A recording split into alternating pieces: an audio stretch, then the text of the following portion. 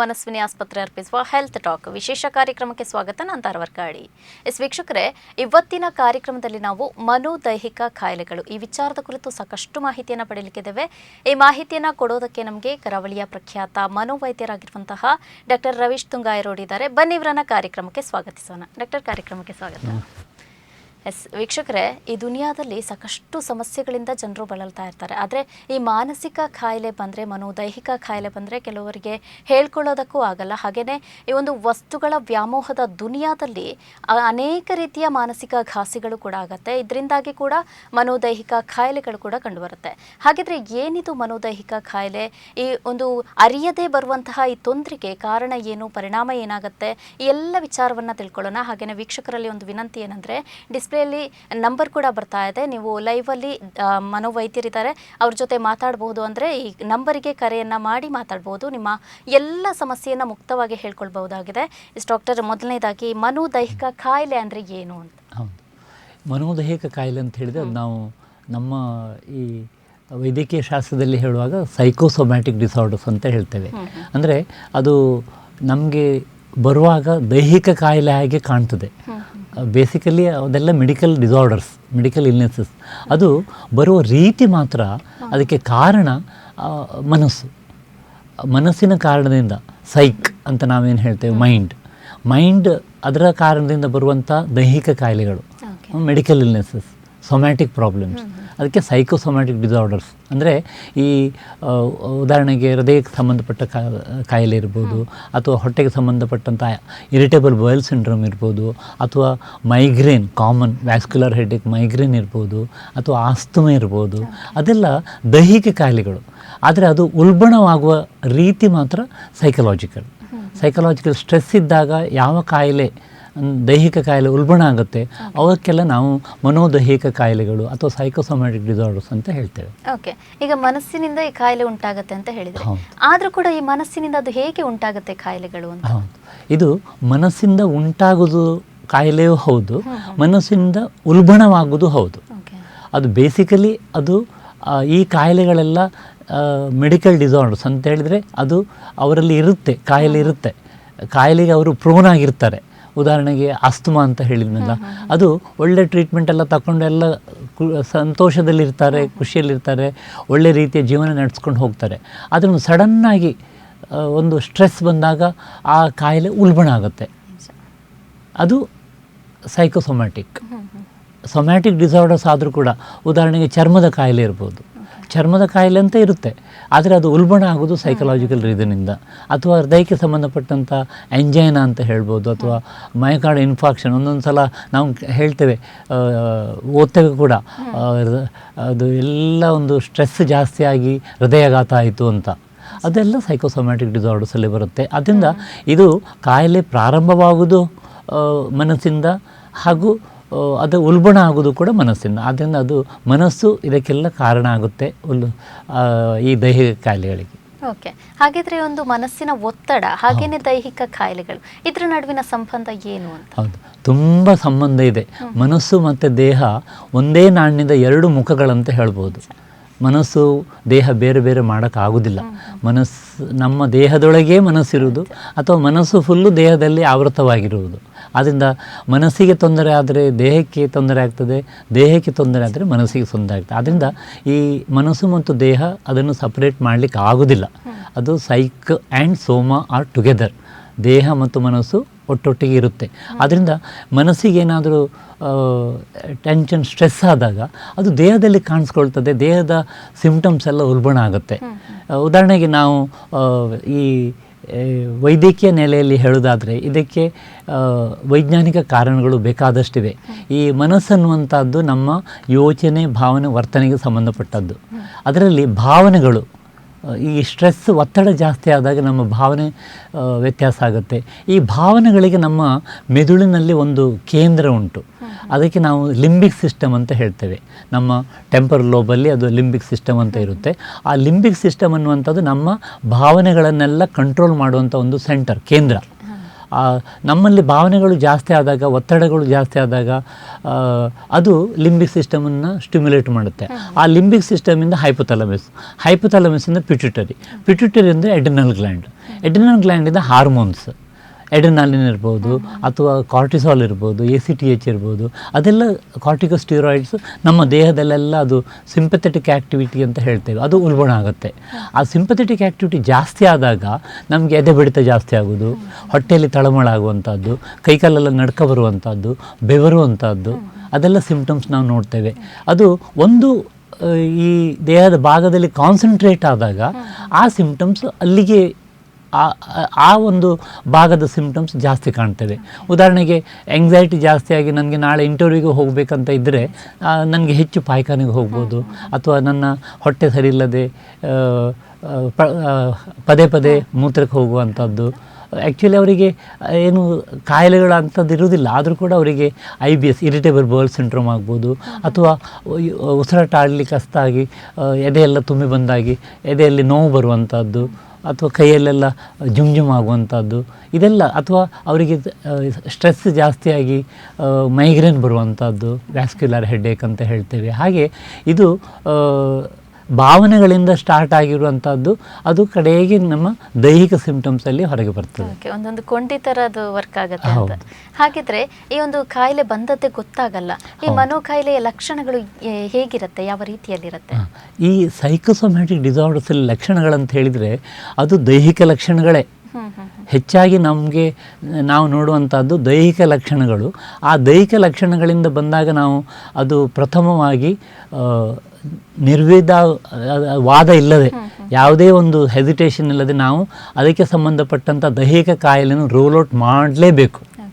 ಈಗ ಕೈ ಬರೀಲಿಕ್ಕಾಗೋದಿಲ್ಲ, ಅಥವಾ ಹೆಡ್ಏಕ್ ಆ್ಯಂಡ್ ವಾಮಿಟಿಂಗ್ ಬಂತು ಅಂತ ಇದ್ದರೆ ನಾವು ಮೆದುಳಲ್ಲಿ ಏನು ತೊಂದರೆ ಉಂಟಾ, ಅಥವಾ ಅವರಿಗೆ ಎದೆನೋವು ಬಂತಂತ ಇದ್ದರೆ ECG ಮಾಡಿಯಾ, ಅಥವಾ ಅದಕ್ಕೆ ಬೇಕಾದ ಒಂದು ಟೆಸ್ಟ್ಗಳೇನುಂಟು ಅದನ್ನು ಮಾಡಿ ಹೃದಯಕ್ಕೆ ಸಂಬಂಧಪಟ್ಟಂಥ ಕಾಯಿಲೆಯನ್ನು ಫಸ್ಟ್ ರೂಲ್ ಔಟ್ ಮಾಡಲೇಬೇಕು. ಈಗ ಹೊಟ್ಟೆಗೆ ಸಂಬಂಧಪಟ್ಟಂಥ ಸಿಂಪ್ಟಮ್ಸ್ ಬಂದ ಕೂಡಲೇ ಹೊಟ್ಟೆಗೆ ಸಂಬಂಧಪಟ್ಟಂಥ ಕಾಯಿಲೆ ಏನಾದರೂ ಇದೆಯಾ ಅಂತ ಅದನ್ನು ಅದಕ್ಕೆ ನಾವು ಆರ್ಗ್ಯಾನಿಸಿಟಿ ಅಂತ ಹೇಳ್ತೇವೆ. ಈ ಆರ್ಗ್ಯಾನಿಸಿಟಿಯನ್ನು ರೂಲ್ ಔಟ್ ಮಾಡಲೇಬೇಕು, ಅದರಲ್ಲಿ ಏನು ಸಂಶಯವೇ ಇಲ್ಲ. ಹೆಚ್ಚಿನ ಸಮಯ ಏನಾಗುತ್ತೆ ಅಂತ ಹೇಳಿದರೆ, ಈ ಥರದ ಸಿಂಪ್ಟಮ್ಸ್ ಬಂದಾಗ ನಾವು ದೈಹಿಕ ಕಾಯಿಲೆಯನ್ನು ರೂಲ್ ಔಟ್ ಮಾಡಿದ ಮೇಲೆ ಅದರಲ್ಲಿ ಏನಿರುವುದಿಲ್ಲ, ಕಾಯಿಲೆಗಳಲ್ಲಿ ಏನಿರುವುದಿಲ್ಲ. ನಾವು CT ಸ್ಕ್ಯಾನ್ ಇರ್ಬೋದು, MRI ಇರ್ಬೋದು, ಮೆದುಳಿದು ನೋಡಿದಾಗ ಅಲ್ಲಿ ಏನು ಇನ್ಫಾಕ್ಷನ್ ಅಥವಾ ಹೆಮೊರೇಜ್ ಅಥವಾ ಏನಿರುವುದಿಲ್ಲ. ಆದರೂ ಅವರಿಗೆ ಕೈದು ಪ್ಯಾರಾಲಿಸಿಸ್ ಥರ ಹಾಗೆಲ್ಲ, ಅಥವಾ ಬೇರೆ ದೈಹಿಕ ಸಿಂಪ್ಟಮ್ಸ್ ಕಾಣ್ಬೋದು. ECG ಮಾಡಿದಾಗ ನಾರ್ಮಲ್ ಇರ್ತದೆ, 2D ಕಾರ್ಡಿಯೋಗ್ರಾಮ್ ಮಾಡಿದಾಗ ನಾರ್ಮಲ್ ಇರುತ್ತೆ, ಆದರೂ ಅವರಿಗೆ ಹೃದಯದಲ್ಲಿ ನನಗೇನೋ ಆಗ್ತದೆ, ಏನೋ ಆಗ್ತದೆ ನನಗೆ, ಅವರಿಗೆ ಅದರದ್ದೇ ಒಂದು ಗುಂಗಿನಲ್ಲಿರ್ತಾರೆ. ಅದಕ್ಕೆ ಅದು symptoms will depend on the particular organ. ಅವರ ಆರ್ಗನ್ನಲ್ಲಿ ಮನಸ್ಸಿನ ಒತ್ತಡ ಎಕ್ಸ್ಪ್ರೆಸ್ ಮಾಡೋ ರೀತಿಯಲ್ಲಿ ಅವರ ಸಿಂಪ್ಟಮ್ಸ್ ಬರುತ್ತೆ. ಓಕೆ, ಹಾಗಿದ್ರೆ ಈ ಒಂದು ಮನೋ ಕಾಯಿಲೆ ಬರಲಿಕ್ಕೆ ಏನೇನು ಕಾರಣ ಆಗುತ್ತೆ ಅಂತ? ಈ ಮನೋದೈಹಿಕ ಕಾಯಿಲೆಗಳಿಗೆ ಹೆಚ್ಚಿನ ಕಾರಣ ಅಂತ ಹೇಳಿದರೆ ಒತ್ತಡ, ಸ್ಟ್ರೆಸ್. ಅವರಿಗೆ ಈ ಒತ್ತಡ ಅಂತ ಹೇಳಿದರೆ ಅವರಿಗೆ ಅದನ್ನು ನಿಭಾಯಿಸ್ಕೊಳ್ಳಿಕ್ಕೆ ಆಗೋದಿಲ್ಲ. ಒಂದು ಪರಿಸ್ಥಿತಿ ಇರ್ತದೆ, ಅದರಲ್ಲಿ ಅವರಿಗೆ ಅವರ ಡಿಮಾಂಡ್ ಒಂದಿರ್ಬೋದು, ಅವರ ಕೆಪ್ಯಾಸಿಟಿ ಒಂದಿರ್ಬೋದು. ಅವರ ಕೆಪ್ಯಾಸಿಟಿ ಆ ಡಿಮಾಂಡಿಗೆ ಮ್ಯಾಚ್ ಆಗೋದಿಲ್ಲ, ಆಗ ಅದು ಒತ್ತಡ ಆಗುತ್ತೆ. ನನಗೆ ಯಾವಾಗ ನನ್ನ ಈ ಕೆಲಸದಲ್ಲಿ ಕಾನ್ಸಂಟ್ರೇಷನ್ ಮಾಡಲಿಕ್ಕೆ ಆಗೋದಿಲ್ಲ, ಅಥವಾ ನನಗೆ ಸಂಬಂಧಪಟ್ಟಂಥ ಒಂದು ಏನು ಅಸೈನ್ಮೆಂಟ್ ಉಂಟು ಅದು ಮಾಡಲಿಕ್ಕೆ ಆಗೋದಿಲ್ಲಲ್ಲ ಅಂಥೇಳಿ ಅದೇ ಒತ್ತಡ ಜಾಸ್ತಿಯಾಗಿ ನನ್ನಲ್ಲಿ ಕೆಪ್ಯಾಸಿಟಿ ಇದ್ದರೂ ಕೂಡ ಅದಕ್ಕೆ ಮ್ಯಾಚ್ ಆಗೋದಿಲ್ಲ. ಹಾಗೆ ಅದು ಒತ್ತಡವಾಗಿ ಪರಿಣಮಿಸಿ ಅದು ಈ ಸ್ಟ್ರೆಸ್ ರೂಪದಲ್ಲಿ ನಮ್ಮ ಹಾರ್ಮೋನ್ ಸ್ಟಿಮ್ಯುಲೇಷನ್ ಎಲ್ಲ ಆಗಿ ನಮಗೆ ಅದು ಮನೋದೈಹಿಕ ಕಾಯಿಲೆಗಳು ಸಿಂಪ್ಟಮ್ಸ್ ಕಾಣಿಸ್ಕೊಳ್ತವೆ. ಅದರಿಂದ ಒತ್ತಡ ಅನ್ನುವಂಥದ್ದು ಸ್ಟ್ರೆಸ್ ರಿಲೇಟೆಡ್ ಇಶ್ಯೂಸ್ ಎಲ್ಲ ಇದ್ದರೆ ಇಂತಹ ಮನೋದೈಹಿಕ ಕಾಯಿಲೆಗಳು ನಾವು ಸಾಮಾನ್ಯವಾಗಿ ನೋಡ್ತೇವೆ. ಓಕೆ, ಹಾಗಿದ್ರೆ ಈ ಮನೋದೈಹಿಕ ಕಾಯಿಲೆ ಗೋಚರ ಆಗೋದೇ ಈ ದೈಹಿಕ ಒಂದು ಏನಾದರೂ ಸಮಸ್ಯೆಯಿಂದ. ಹಾಗಿದ್ರೆ ಈ ಸಾಮಾನ್ಯ ಕೆಲವೊಂದು ಸಮಸ್ಯೆ ಇರುತ್ತೆ ದೈಹಿಕವಾಗಿ, ಅದು ಮತ್ತೆ ಈ ಮನೋದೈಹಿಕ ಕಾಯಿಲೆಯ ಸಮಸ್ಯೆ, ಇದನ್ನು ಯಾವ ರೀತಿ ಭೇದಿಸಬಹುದು ಅಂತ? ಇದನ್ನು ಭೇದಿಸಲಿಕ್ಕೆ ನಾವು ಡಾಕ್ಟ್ರಾಗಿ ಏನು ಕಲ್ತಿರ್ತೇವೆ ಅದರ ಜ್ಞಾನ ತುಂಬ ಮುಖ್ಯ. ಇಂತಹ ದೈಹಿಕ ರೀತಿಯ ಲಕ್ಷಣಗಳು ಕಂಡಾಗ ನಾವು ಅದಕ್ಕೆ ಸಂಬಂಧಪಟ್ಟಂಥ ದೈಹಿಕ ಕಾಯಿಲೆಗಳನ್ನು ರೂಲ್ ಔಟ್ ಮಾಡಲೇಬೇಕು. ನಾವು ಅದನ್ನು ಕ್ಲಿನಿಕಲ್ ಎಕ್ಸಾಮಿನೇಷನ್ ಇರ್ಬೋದು ಅಥವಾ ಅದಕ್ಕೆ ಸಂಬಂಧಪಟ್ಟಂಥ ಇನ್ವೆಸ್ಟಿಗೇಷನ್ಸ್ ಇರ್ಬೋದು, ಅದನ್ನೆಲ್ಲ ಮಾಡಿ ಆ ಸಿಂಪ್ಟಮ್ಸಿಗೆ ತಕ್ಕದಾದ ಕಾಯಿಲೆ, ದೈಹಿಕ ಕಾಯಿಲೆ ಇದೆಯಾ ಅಂತ ನೋಡಲೇಬೇಕು. ಅದನ್ನು ನೋಡಿ ರೂಲ್ ಔಟ್ ಮಾಡಿದ ಮೇಲೆ ನಾವು ಇದು ದೈಹಿಕ ಕಾಯಿಲೆ ಅಲ್ಲ, something else more than that ಇದೆ ಅಂತ ನಾವು. ಇವಾಗ ವೀಕ್ಷಕರೊಬ್ರು ಕರೆಯಲ್ಲಿದ್ದಾರೆ, ಮಾತಾಡೋಣ. ಹಲೋ ಹಲೋ, ನಮಸ್ತೆ ಮಾ, ವಾಯ್ಸ್ ಕೇಳಿಸ್ತಿದ್ಯಾ? ಹಲೋ, ಈಗ ಕೇಳ್ತದ? ಹಾ, ಹಲೋ, ನಮಸ್ತೆ ಮಾ. ನಮಸ್ತೆ. ಎಲ್ಲಿಂದ ಕರೆ ಮಾಡ್ತಿದ್ದೀರಾ? ಮಂಗಳೂರಿಂದ. ಓಕೆ, ಡಾಕ್ಟರ್ ಇದ್ದಾರೆ, ಮಾತಾಡಿ. ನಮಸ್ತೆ ಮಾ. ಹಲೋ. ಹಲೋ, ನಮಸ್ತೆ ಮೇಡಮ್, ಹೇಳಿ. ನಮಸ್ತೆ ಸರ್, ನಾನು ಪ್ರತಿಮಾ ಮಂಗಳೂರಿಂದ ಮಾತಾಡುದು. ಹೇಳಿ ಪ್ರತಿಮಾ ಅವರೇ.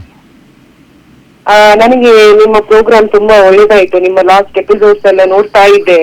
Okay, thank you. ಹಲೋ, ಕೇಳ್ತಾ ಇದೆಯಾ ಸರ್? ಕೇಳ್ತಾ ಇದೆ, ಮಾತಾಡಿ. ಓಕೆ, ನಿಮ್ಮ ಪ್ರೋಗ್ರಾಮ್ ಎಲ್ಲ ಒಳ್ಳೇದಾಗ್ತಾ ಇದೆ ಸರ್. ನನಗೆ ಒಂದು ಕ್ವಶನ್ ಇತ್ತು ನಿಮ್ಮ ಹತ್ರ ಕೇಳಲಿಕ್ಕೆ, ಕೇಳ್ಬೋದಾ ಸರ್? ಹೇಳಿ ಪ್ಲೀಸ್, ಕೇಳಿ. ನಮ್ಮ ಈಗ ಮನೋವೈದ್ಯರಿಗೆ ನೋಡುವುದೆಲ್ಲ ತುಂಬಾ ಕಷ್ಟಕರವಾದ ಕೆಲಸ. ಜನರಲ್ಲಿ ಇದರ ಬಗ್ಗೆ ಹೇಗೆ, ಅಂದ್ರೆ ತಪ್ಪು ಕಲ್ಪನೆ ಎಲ್ಲ ಉಂಟಾ? ಸೊಸೈಟಿ ಅವರನ್ನು ಹೇಗೆ ತೆಗೆದುಕೊಳ್ತದೆ ಅಂತ, ಅದರ ಬಗ್ಗೆ ಸ್ವಲ್ಪ ಇನ್ಫಾರ್ಮೇಶನ್ ಕೊಡ್ಬೋದಾ? ಖಂಡಿತ ಖಂಡಿತ. ನೀವು ಕೇಳಿದ ಪ್ರಶ್ನೆ ಒಂದು ಅದು ಸಾಧಾರಣವಾಗಿ ಎಲ್ಲರಲ್ಲಿಯೂ ಇರ್ತದೆ. ಯಾಕಂತ ಹೇಳಿದರೆ ಈಗಿನ ಒಂದು ಕಾಲದಲ್ಲಿ ಮನೋವೈದ್ಯರನ್ನು ನೋಡೋದು, ಸೀದಾ ಬಂದು ಕನ್ಸಲ್ಟ್ ಮಾಡುವಂಥ ಒಂದು ಸಂದರ್ಭಗಳು ಕಡಿಮೆ ಇರ್ತವೆ. ಯಾಕಂತ ಹೇಳಿದ್ರೆ ಸ್ಟಿಗ್ಮಾ ಅಂತ ನಾವೇನು ಹೇಳ್ತೇವೆ, ಮೂಢನಂಬಿಕೆ ಏನು ಹೇಳ್ತೇವೆ, ಅಥವಾ ಮನೋವೈದ್ಯರ ಹತ್ರ ಹೋದರೆ ನನ್ನನ್ನು ಯಾರು ಏನು ಎಣಿಸ್ಕೊಳ್ತಾರಾ, ತಪ್ಪು ತಿಳ್ಕೊಳ್ತಾರಾ ಅಂತ ಒಂದು ಭಾವನೆ ಇರುವ ಕಾರಣ ಸಾಮಾನ್ಯವಾಗಿ ಮನೋವೈದ್ಯರ ಹತ್ರ ಯಾರು ಸೀದಾ ಬರುವುದಿಲ್ಲ. ಅದು ನೀವು ಹೇಳುವಂಥ ವಿಚಾರ ಖಂಡಿತ ಸರಿ. ಆದರೆ ಈ ಕೆಲವು ಕಾಯಿಲೆಗಳು ಮನೋವೈದ್ಯರಿಂದನೇ ಗುಣ ಆಗಬೇಕಾಗುತ್ತೆ. ಯಾಕಂತ ಹೇಳಿದರೆ ಅದಕ್ಕೆ ಮನೋವೈದ್ಯರ ಹತ್ರವೇ ಅದಕ್ಕೆ ಸರಿಯಾದ ಚಿಕಿತ್ಸೆ ಸಿಗ್ತದೆ ಅಂತ ನಮ್ಮ ಅಭಿಪ್ರಾಯ. ಆದ್ದರಿಂದ ಮನೋವೈದ್ಯರ ಹತ್ರ ಬರುವಂಥ ಒಂದು ವಿಚಾರವನ್ನು ನನಗೆ ಗುಣ ಆಗಬೇಕು, ಈ ಕಾಯಿಲೆಯಿಂದ ನಾನು ಮುಕ್ತ ಆಗಬೇಕು ಅನ್ನುವಂಥ ಒಂದು ಗುರಿ, ಅದೇ ಒಂದು ಕಾರಣ ಇದ್ದರೆ ಸಾಕು ನಮ್ಮನ್ನು ಕಾಣಲಿಕ್ಕೆ. ಬೇರೆಯವ್ರು ಏನು ಹೇಳ್ತಾರೆ, ಬೇರೆಯವ್ರು ಏನು ತಿಳ್ಕೊಳ್ತಾರೆ, ಅದನ್ನು ನಾವು ಎಣಿಸ್ಕೊಂಡ್ರೆ ನಾವು ನಮಗೆ ಅದರಿಂದಾಗಿ ಆ ಚಿಕಿತ್ಸೆ ಬೇಕು ಅದು ಸಿಕ್ಕಲಿಕ್ಕಿಲ್ಲ. ಆದ್ದರಿಂದ ಮನೋವೈದ್ಯರನ್ನು ನೋಡಲಿಕ್ಕೆ ಯಾವುದೇ ಹೆಸಿಟೇಷನ್ ಬೇಡ. ಆ ಥರ ಒಂದು ತಪ್ಪು ಅಭಿಪ್ರಾಯವನ್ನು ನಾವು ಸಮಾಜದಿಂದ ಹೊರಗೆ ಹಾಕಬೇಕಾದ್ದು ನಮ್ಮ ಕರ್ತವ್ಯ. ಅದಕ್ಕೋಸ್ಕರ ಇಂತಹ ಕಾರ್ಯಕ್ರಮಗಳೆಲ್ಲ ನಾವು ಮಾಡುವಂಥದ್ದು. ತುಂಬ ಥ್ಯಾಂಕ್ಸ್ ಮಾ. ತುಂಬ ಧನ್ಯವಾದಗಳು ಸರ್. Thank you sir. ಖಂಡಿತ ನಿಮ್ಮ ಸಮಸ್ಯೆಗೆ ಒಂದು ಉತ್ತರ ಸಿಕ್ತು ಅಂತ ಅನಿಸ್ತೇವೆ ನಾವು. ನಿಜ ಡಾಕ್ಟರ್, ಅವ್ರು ಕೇಳಿದ್ರು ಇವಾಗ ಈ ಒಂದು ಸಮಾಜದಲ್ಲಿ ಕೆಲವೊಂದು ತಪ್ಪು ಕಲ್ಪನೆಗಳಿದೆ, ಇದನ್ನ ಯಾವ ರೀತಿಯಾಗಿ ನಾವು ಅವರಿಗೆ ಮನವರಿಕೆ ಮಾಡಬಹುದು ಅಂತ. ಇದು ಪ್ರತಿಯೊಬ್ಬ ವೀಕ್ಷಕರ ಪ್ರಶ್ನೆ ಕೂಡ ಆಗಿರುತ್ತೆ, ಯಾವ ರೀತಿ ಒಂದು ಸಮಾಜದಲ್ಲಿ ಅದನ್ನ ದೂರ ಮಾಡಬಹುದು ಅಂತ. ಇದು ನೀವು ಹೇಳಿರುವಂಥದ್ದು ತುಂಬ ನಿಜ. ಯಾಕಂತ ಹೇಳಿದರೆ ಇನ್ನೂ ಕೂಡ ಈಗಿನ ಒಂದು ಚೇಂಜಿಂಗ್ ವರ್ಲ್ಡ್ ಮುಂಚಿನಕ್ಕಿಂತ ತುಂಬ ಸುಧಾರಿಸಿದ್ರು ಕೂಡ ಇನ್ನೂ ನಮ್ಮಲ್ಲಿ ಅದು ಮೂಢನಂಬಿಕೆ ಮತ್ತು ಈ ಮನಸ್ಸಿಗೆ ಸಂಬಂಧಪಟ್ಟಂಥ ಕಾಯಿಲೆಗಳು, ಈಗ ಸ್ಕಿಜೋಫ್ರೆನಿಯಾ ಇರ್ಬೋದು, ಮ್ಯಾನಿಯಾ ಇರ್ಬೋದು, ಅಥವಾ ಈ ಮತಿಭ್ರಮಣೆ ಅಂತ ನಾವೇನು ಹೇಳ್ತೇವೆ, ಸೈಕೋಸಿಸ್, ಅದೆಲ್ಲ ಜನರು ಎಣಿಸುವಂಥದ್ದು ಅದು ಶಾಪದಿಂದ ಬಂದಿರ್ಬೋದಾ, ಪೂರ್ವಜನ್ಮದ ಏನೋ ನಾನು ತಪ್ಪು ಮಾಡಿದ್ದೇನೆ ಆ ಕರ್ಮದಿಂದ ಬಂದಿರ್ಬೋದಾ, ಹಾಗೆಲ್ಲ, ಅಥವಾ ಏನೋ ಒಂದು ಕೈವಿಷದಿಂದ ಬಂದಿರ್ಬೋದಾ, ಹಾಗೆಲ್ಲ ತಿಳ್ಕೊಳ್ಳುವಂಥದ್ದು ನಾವು ಸರ್ವೇ ಸಾಮಾನ್ಯ ನೋಡ್ತೇವೆ. ಆದರೆ ಅದೆಲ್ಲ ನಮ್ಮ ಮೂಢನಂಬಿಕೆ. ಈ ಮತಿಭ್ರಮಣೆ ಆಗುವಂಥದ್ದು ಸ್ಕಿಜೋಫ್ರೆನಿಯಾ ಇರ್ಬೋದು, ಅಥವಾ ಮ್ಯಾನಿಯಾ ಇರ್ಬೋದು, ಅಥವಾ ಸೈಕೋಸಿಸ್ ಅಂತ ನಾವೇನು ಹೇಳ್ತೇವೆ ಅದಿರ್ಬೋದು, ಅದೆಲ್ಲವೂ ಕೂಡ ನಮ್ಮ ಮೆದುಳಿನಲ್ಲಿ ಈ ಹ್ಯಾಪಿ ಹಾರ್ಮೋನ್ ಅಂತ ಏನಿರುತ್ತೆ, ಡೋಪಮಿನ್ ಇರ್ಬೋದು ಅಥವಾ ಸೆರೋಟೋನಿನ್ ಇರ್ಬೋದು, ಅದರ ಒಂದು ನ್ಯೂರೋಕೆಮಿಕಲ್ ವ್ಯತ್ಯಾಸದಿಂದ ಆಗುವಂಥ ಕಾಯಿಲೆಗಳು ಅವೆಲ್ಲ. ಆದ್ದರಿಂದ ಅದಕ್ಕೆ ಸರಿಯಾದ ಚಿಕಿತ್ಸೆ ತಗೊಳ್ಬೇಕಷ್ಟೇ ಹೊರತು ನಾವು ಮೂಢನಂಬಿಕೆಗೆ ಬಲಿಯಾಗಿ ಪೂಜೆ ಪುನಸ್ಕಾರ ನಮ್ಮ ಮನಸ್ಸು ಸಮಾಧಾನಕ್ಕೆ ನಾವು ಮಾಡ್ತೇವೆ, ಆದರೆ ಅದೇ ಪ್ರಧಾನ ಆಗಿರಬಾರ್ದು. ಅದರ ಜೊತೆಗೆ ನಾವು ಚಿಕಿತ್ಸೆ ತಗೊಳ್ಳುವಂಥದ್ದು ತುಂಬ ಮುಖ್ಯ. ಮತ್ತು ಈ ಥರದ ಒಂದು ನಮ್ಮ ಅವೇರ್ನೆಸ್ ಪ್ರೋಗ್ರಾಮ್ಸ್, ಈ ಸಂದರ್ಶನ ಇರ್ಬೋದು, ಅಥವಾ ನಾವು ಈ ಪಬ್ಲಿಕ್ ಸ್ಪೀಚಸ್ ಇರ್ಬೋದು, ಅಥವಾ ನಾವು ಬರವಣಿಗೆ ಮೂಲಕ, ಇದರ ಮೂಲಕ ಎಲ್ಲ ನಾವು ಸಮಾಜದಲ್ಲಿ ಇದರ ತಪ್ಪಭಿಪ್ರಾಯವನ್ನು ತೆಗೆದುಹಾಕಿ ಇದಕ್ಕೆ ಸರಿಯಾದ ಒಂದು ಚಿಕಿತ್ಸೆಯನ್ನು ಈ ಮನೋರೋಗಕ್ಕೂ ಕೂಡ ಒಳ್ಳೆಯ ಚಿಕಿತ್ಸೆ ಉಂಟು.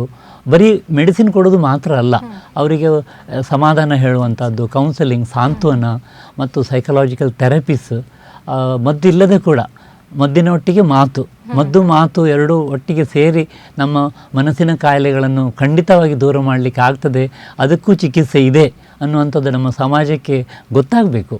ಅದನ್ನು ಅರಿವು ಮೂಡಿಸೋದು ನಮ್ಮ ಒಂದು ಕರ್ತವ್ಯ ಕೂಡ. ಅದಕ್ಕೆ ಈ ಥರದ ಪ್ರೋಗ್ರಾಮ್ಸ್ ಎಲ್ಲ ಹೆಲ್ಪ್ ಆಗುತ್ತೆ. ಓಕೆ, ಇನ್ನು ಈ ಮನೋದೈಹಿಕ ಕಾಯಿಲೆ ಬಂದದ್ದೇ ಕೆಲವೊಂದು ಅರಿಯದೇ ಬರುತ್ತೆ.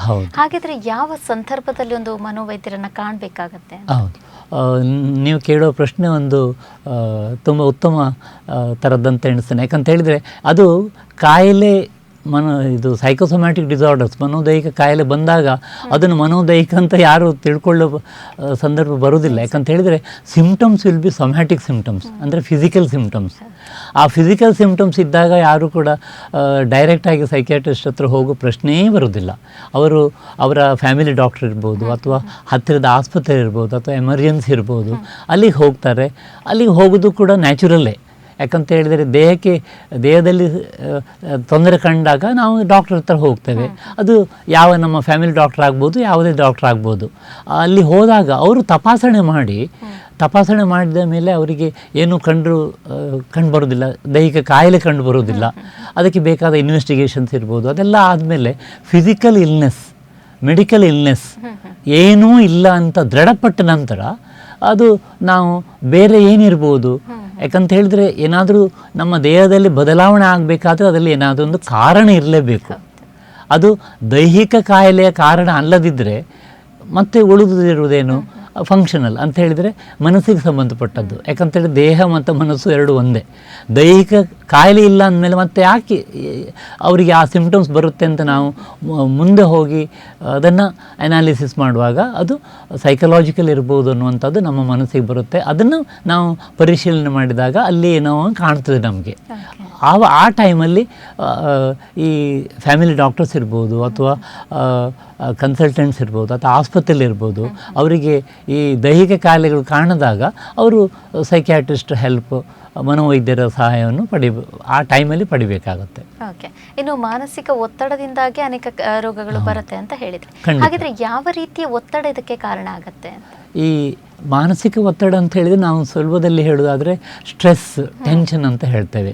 ಯಾವಾಗ ನಮಗೆ ನಮ್ಮ ಒಂದು ಒಳಗಿನ ಕೋಪಿಂಗ್ ಮೆಕ್ಯಾನಿಸಮ್ ಅಂತ ಹೇಳಿದರೆ, ನಾನೇನು ಮಾಡಬೇಕು, ಏನು ಮಾಡಲಿಕ್ಕಿದೆ, ನನಗೆ ಏನು ಅಸೈನ್ಮೆಂಟ್ ಇದೆ, ಅದು ಮಾಡಲಿಕ್ಕೆ ಆಗ್ತದಾ, ಮಾಡಲಿಕ್ಕೆ ಆದರೆ ಅವರು ಅದು ನಿಭಾಯಿಸ್ಕೊಂಡು ಹೋಗ್ತಾರೆ. ಆವಾಗ ಅದು ಒತ್ತಡ ಆಗೋದಿಲ್ಲ.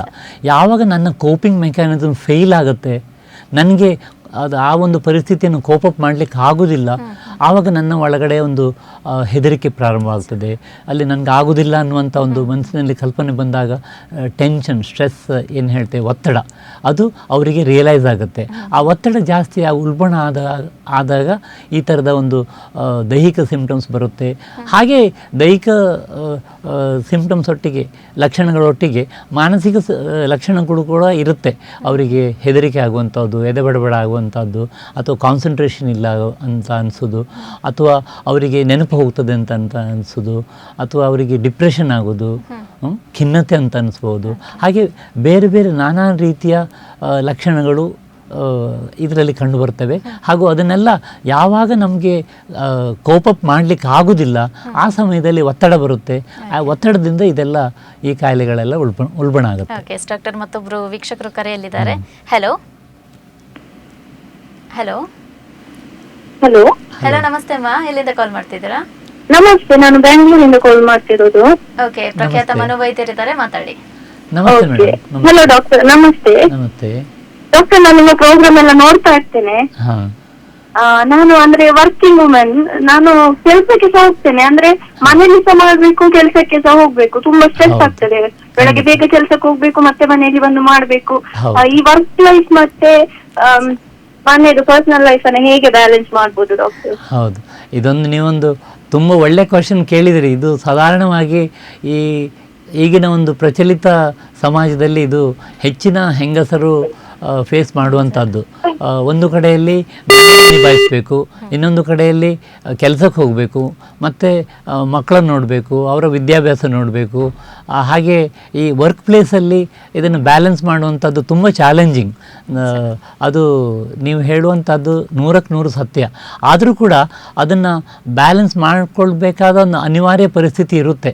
ಯಾಕಂತ ಹೇಳಿದರೆ ನಾವು ಅದರಲ್ಲಿ ಕೋಪಪ್ ಮಾಡಬೇಕಾದ್ರೆ ನಮ್ಮ ದೇಹದ ಒಳಗಿನ ಒಂದು ರಿಲ್ಯಾಕ್ಸೇಷನ್ ಕೋಪಿಂಗ್ ಮೆಕ್ಯಾನಿಸಮ್ ಏನುಂಟು, ರಿಲ್ಯಾಕ್ಸೇಷನ್ ಟೆಕ್ನಿಕ್ ಏನುಂಟು, ಅದನ್ನು ನಾವು ಡೆವಲಪ್ ಮಾಡಿಕೊಂಡ್ರೆ ನಮಗೆ ಇದನ್ನೆಲ್ಲ ನಿಭಾಯಿಸ್ಲಿಕ್ಕೆ ಆಗುತ್ತೆ. ಇಲ್ಲದಿದ್ದರೆ ಒತ್ತಡ ಜಾಸ್ತಿಯಾಗಿ ಬೆಳಿಗ್ಗೆ 6 ಗಂಟೆಗೆ ನಿಮ್ಮ ಗಡಿಯಾರ ಸ್ಟಾರ್ಟ್ ಆಗೋದಿಗೆ ಮತ್ತೆ ಅದು ಓಡ್ತಾ ಹೋಗ್ತದೆ. ಅದು ನಿಲ್ಲೋದು ಮತ್ತೆ ರಾತ್ರಿ ಮಲಗುವಾಗ. ಹಾಗೆ ಪ್ರತಿಯೊಂದು ನಿಮಿಷ ನೀವು ಬ್ಯುಸಿಯಾಗಿರ್ತೀರಿ, ನೀವು ಒತ್ತಡದಲ್ಲಿರ್ತೀರಿ. ಎಲ್ಲಿಯಾದರೂ ಒಂದು ಸ್ವಲ್ಪ ಲೇಟ್ ಆದರೆ ಅದರಿಂದ ತುಂಬ ಪರಿಣಾಮ ಆಗ್ತದೆ. ಅದನ್ನು ಒಂದು ನಿಭಾಯಿಸ್ಕೊಳ್ಳುವಂಥದ್ದು ಖಂಡಿತ ಚಾಲೆಂಜಿಂಗ್.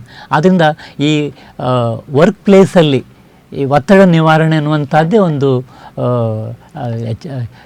ನಾವು ಚಾಲೆಂಜ್ ಅಂತಲೇ ಹೇಳ್ತೇವೆ. ಆದರೆ ನಮ್ಮಲ್ಲಿಯೇ ಒಳಗಿನ ಒಂದು ಮೆಕ್ಯಾನಿಸಮ್ ಏನುಂಟು, ಕೋಪಿಂಗ್ ಮೆಕ್ಯಾನಿಸಮ್, ಅದನ್ನು ನಾವು ಬೆಳೆಸ್ಕೊಂಡು ರಿಲ್ಯಾಕ್ಸೇಷನಿಗೆ ಕೂಡ ಅದರಲ್ಲಿ ಅವಕಾಶ ಕೊಟ್ಕೊಂಡು ಎಲ್ಲ ಅದನ್ನು ಸಮತೋಲನ, ಈ ಪಾಸಿಟಿವ್ ಮೈಂಡ್, ಸಮತೋಲನ ಮನಸ್ಸು, ಅದನ್ನು ಕಾಪಾಡಿಕೊಳ್ಳುವಂಥದ್ದು ತುಂಬ ಮುಖ್ಯ.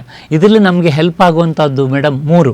ಒಂದು ಪಾಸಿಟಿವ್ ಥಿಂಕಿಂಗ್, ಸಕಾರಾತ್ಮಕ ಯೋಚನೆ, ಪಾಸಿಟಿವ್ ಫೀಲಿಂಗ್, ಸಕಾರಾತ್ಮಕ ಭಾವನೆ, ಹಾಗೂ ಪಾಸಿಟಿವ್ ಆ್ಯಕ್ಷನ್, ಸಕಾರಾತ್ಮಕ ವರ್ತನೆ. ಇದು 3ನ್ನು ನಾವು ಬ್ಯಾಲೆನ್ಸ್ ಮಾಡಿಕೊಂಡ್ರೆ ನಮ್ಮ ಮನಸ್ಸು ಕೂಡ ಪಾಸಿಟಿವ್ ಆಗಿರುತ್ತೆ. ಆವಾಗ ಇದೆಲ್ಲದನ್ನು ನಾವು ಹೊಂದ್ಕೊಂಡು ಬ್ಯಾಲೆನ್ಸ್ ಮಾಡ್ಕೊಂಡು ಹೋಗಲಿಕ್ಕೆ ಆಗುತ್ತೆ ಅನ್ನುವಂಥದ್ದು ನಾನು ಹೇಳಲಿಕ್ಕೆ ಇಷ್ಟಪಡ್ತೀನಿ. ಬಹುಶಃ ಉತ್ತಮವಾದ ಉತ್ತರ ಕೂಡ ಅವರಿಗೆ ಸಿಕ್ಕಿರ್ಬೋದು. ಧನ್ಯವಾದಗಳು ಕರೆ ಮಾಡಿದ್ದಕ್ಕೆ. ಡಾಕ್ಟರ್, ಇವಾಗ ಮಹಿಳೆಯರಿಗೆ ಈ ಒಂದು ಭಾವನೆಗಳು ಅಧಿಕವಾಗಿ ಕಾಣಿಸಿಕೊಳ್ಳುತ್ತೆ, ಕೆಲವು ಬೇಗನೆ ಹತ್ತು ಬಿಡೋದು, ಇದೆಲ್ಲ ಆಗುತ್ತೆ. ಹಾಗಿದ್ರೆ ಅವರೊಂದು ಮಾನಸಿಕ ಈ ಕಾಯಿಲೆಗಳು ಹೆಚ್ಚಾಗಿ ಕಂಡುಬರುತ್ತೆ ಅವರಲ್ಲಿ, ಮಹಿಳೆಯರಲ್ಲಿ ಹೇಗೆ? ಖಂಡಿತ ಇದು ತುಂಬ ಸಂಶೋಧನೆಯಿಂದ ಇದು ದೃಢಪಟ್ಟಿದೆ. ಯಾಕಂತ ಹೇಳಿದರೆ ಮಹಿಳೆಯರಲ್ಲಿ ಈ ಹಾರ್ಮೋನ್ಸ್ ಚೇಂಜಸ್ ತುಂಬ ಫ್ರೀಕ್ವೆಂಟಾಗಿ ಆಗುತ್ತೆ. ಪ್ರಕೃತಿ ನಿಯಮ ಅದು. ಸಾಧಾರಣ ಒಂದು 10-12 ವರ್ಷ ಆಗುವಾಗ ಅವರು ಮುಟ್ಟು ಅಂತ ಹೇಳ್ತಾರೆ, ಮೆನಾರ್ಕಿ ಅಂತ ನಾವು ಏನು ಹೇಳ್ತೇವೆ, ಮೆನ್ಸ್ಟ್ರುಯಲ್ ಸೈಕಲ್ ಸ್ಟಾರ್ಟ್ ಆಗುತ್ತೆ.